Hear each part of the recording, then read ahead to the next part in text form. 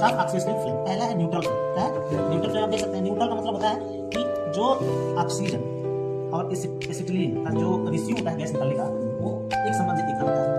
मतलब 1 घंटा में अगर 1 लीटर ऑक्सीजन सिलेंडर से निकल रहा है, 1 घंटा में 1 लीटर एसिटिलीन सिलेंडर से तभी तो बराबर होगा।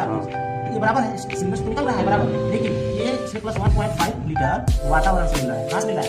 वातावरण से। कितना होगा? एक संबंध है। तो किसी भी ज्वलनशील गैस को जलाने के लिए, बिल्डिंग करने के लिए, जब हम जलाते हैं उसको से दहन करने के लिए, कंबस्टन करने के लिए, उसको 1 लीटर अगर हम 1 घंटा में सिलेंडर से ले रहे हैं, तो 1 घंटा में 1.5 लीटर हमें वातावरण से मिलता है, तभी जाके उस गैस का पूर्ण रूप से दहन होता है। तो अब आते हैं न्यूट्रल फ्लेम के ऊपर। तो देखिए न्यूट्रल फ्लेम एक प्रकार का नोजल है, ठीक है, इस गैस को जलाया गया है। तो इस टाइप से आपको फिगर दिख रहा है कि बहुत बड़ा आउटर नोजल दिख रहा है, ठीक है। हाँ, मतलब ये दिखा है बराबर सेम ऐसा है। सेम इसके टिप पे क्लीनर बोर्ड दिखता है, वी शेप का। ये ऐसा होता है, वी शेप का ऐसे दिखेगा, थोड़ा सा आगे मोटा होगा, तो आप जान लीजिए कि क्या बना है, न्यूट्रल फ्लेम तैयार हुआ है। समझ रहे हैं? जब हम यहाँ से इस स्क्रीन को खोला, जलाया और प्लस बढ़ाया, तो मतलब धुआं का निकल रहा है, तब जाके ऑक्सीजन गैस को खोल दिया। खोलने के बाद इसको धीरे फ्लेम को सेटिंग करेंगे। अगर मेरे इसको वेल्डिंग करना है, तो यहाँ से वेल्डिंग करेंगे, हो जाएगा, तैयार हो जाएगा, तो हम ऑक्सीजन को बढ़ाना रोक देंगे। अब देखिए इसका इनर कोन हो गया। इसका जो टेम्परेचर होता है 3200 डिग्री सेल्सियस। ये आउटर इनवॉल्व है, आउटर इनवॉल्व पे 1250 डिग्री सेल्सियस होता है। और इसमें इस फ्लेम का यूज होता है एमएस में, माइनस में, एसएस में, स्टेनलेस स्टील, सीआई में, कास्ट आयरन, एल्युमिनियम, कॉपर। सबसे ज्यादा यूज क्या होता है? न्यूट्रल फ्लेम का होता है। बात समझ आई?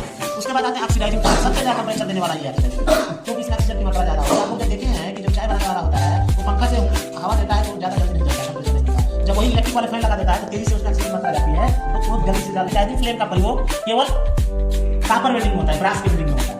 कॉपर, स्टील और brass, copper plus steel, brass welding में होता है। इसमें देखिए इस टाइप का जब हम फ्लेम तैयार करेंगे तो एक बहुत बड़ा आउटर इनर होगा, जो बहुत बड़ा बढ़िया शेप नहीं दिखेगा, लेकिन जो इसका इनर कोन होगा ना, एकदम पॉइंटेड होगा। जैसे वी टाइप का छोटा सा इसके बस इसके टिप के सामने नोजल का टिप है, नोजल के सामने वी टाइप का शेप दिखेगा, बहुत पॉइंटेड। तब जाके आपको लगेगा कि ये ऑक्सीडाइजिंग फ्लेम बन रहा है। तो कब बनाएंगे इसको? जब कॉपर और ब्रास का वेल्डिंग करनी होगी, तब इस टाइप का फ्लेम बनेगा। अब देखिए तापमान की बात कर लेते हैं। इसका जो तापमान होता है 3300 डिग्री सेल्सियस, और इसको आउटर इनवॉल्व का टेम्परेचर लगभग उसी के बराबर होती है न्यूट्रल फ्लेम के 1275 डिग्री सेल्सियस।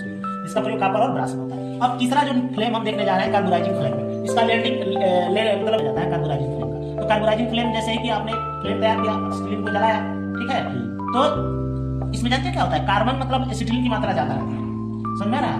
एसिटिलीन की मात्रा ज्यादा, जैसे कि मैंने बताया कि एक संबंध एक होता है न्यूट्रल का, और ऑक्सीडाइजिंग का मात्रा होती है कि मान के चलिए ऑक्सीजन है और ये एसिटिलीन है, तो इसमें ऑक्सीडाइजिंग में ऑक्सीजन की मात्रा क्या होगी?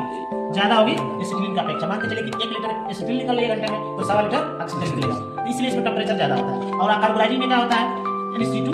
H2 संबंध है, इसमें का स्टील की मात्रा ज्यादा होती है, ऑक्सीजन की मात्रा कम होती है। मान के चलिए 1 लीटर में 1 घंटा में 1 लीटर ऑक्सीजन निकल रहा है, तो 1.25 लीटर स्टील निकलेगा घंटा में। तो देखिए इसमें जब इस टाइप का जब हमको बनाना रहता है